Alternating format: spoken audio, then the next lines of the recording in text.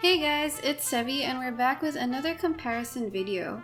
The Alley Hunter is a new and curious weapon, and in my previous 1.4 video, I said that it looks good for a support build Fischl, but I wasn't sure if it was better than the current best in slot weapon for her, which is Stringless.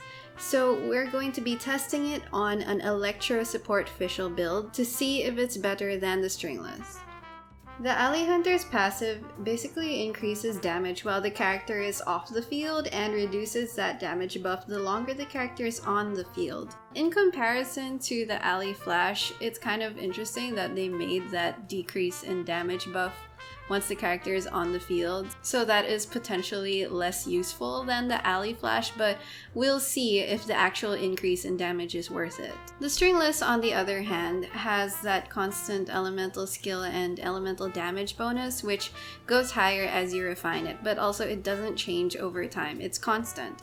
So right now, I'm foreseeing that the Alley Hunter with the buff, it's going to be really strong in comparison, but without the buff, it's probably not going to be as good as Stringless.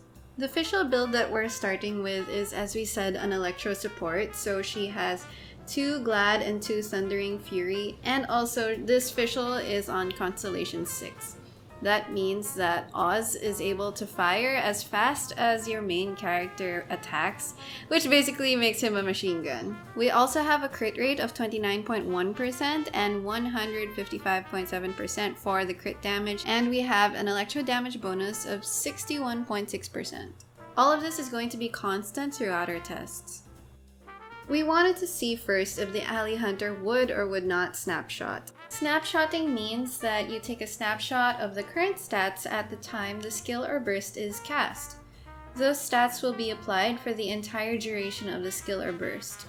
So even if your stats like your attack or crit rate changes while the skill or burst is active, that will not be taken into consideration and the skill or burst remains constant.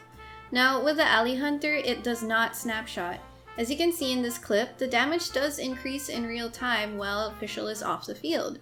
And it really did take about 10 seconds for Oz to cap his damage, just like the passive said. So in our upcoming comparisons, we'll only be observing the maximum damage. Now we'll be comparing the Alley Hunter on each refinement starting from R1 all the way to R5. The main damage we'll be paying attention to is the one coming from Oz, since support Fischl basically depends on having Oz on the field while she isn't. From the R1 without crit you get 3,172, and with crit you have over 8,000. With R2 the non-crit is 3,259, and on crit you get 8,336. For R3, the non-crit is at 3,347 and the crit stat is 8,559. On R4, you get 3,434 on the non-crit and the crit gives you 8,783. And the R5 gives you a non-crit hit of 3,521 and on crit it gives you 9,006. Here are all the values summarized on a table. Now, as you can see, the damage actually does go up constantly. That first row on the table shows our starting value without the buff on any of the refinements. So if you're comparing that, it actually has a significant difference compared to when the buff is on. Unless your character really takes advantage of the buff, the Alley Hunter isn't that effective a weapon. So how does the Alley Hunter compare to Fischl on the Stringless? Well, on the Stringless, Fischl's attack stat is 1,936, while on the Alley Hunter, Fischl has a 2,231 attack stat. That attack difference is pretty significant since the Alley Hunter has a large base attack and has attack percentage as its secondary stat. Now the other difference also is in elemental mastery, wherein the Stringless's secondary stat is EM. It gives Fischl here a total of 209. But on the Alley Hunter, that goes down all the way to 58. So on the Stringless, we have lower damage values overall. The non-crit is at 3,177, while the crit is at 8,125. The Alley Hunter, on the other hand, as we've seen, has a non-crit of 3,521, while it crits at 9,006. There's also a big difference in the summoning damage of Oz between the Stringless and the Alley Hunter. The Stringless has 20,194, while the Alley Hunter has 22,384, which is over a 2,000 damage difference. Although we didn't include footage of the reaction damage, here it is summarized on the table along with the non-reaction damage values. So as we would expect, the Stringless delivers less raw damage than the Alley Hunter, but it delivers higher reaction damage in Electro Charge and Overload. Although EM is beneficial for Fischl,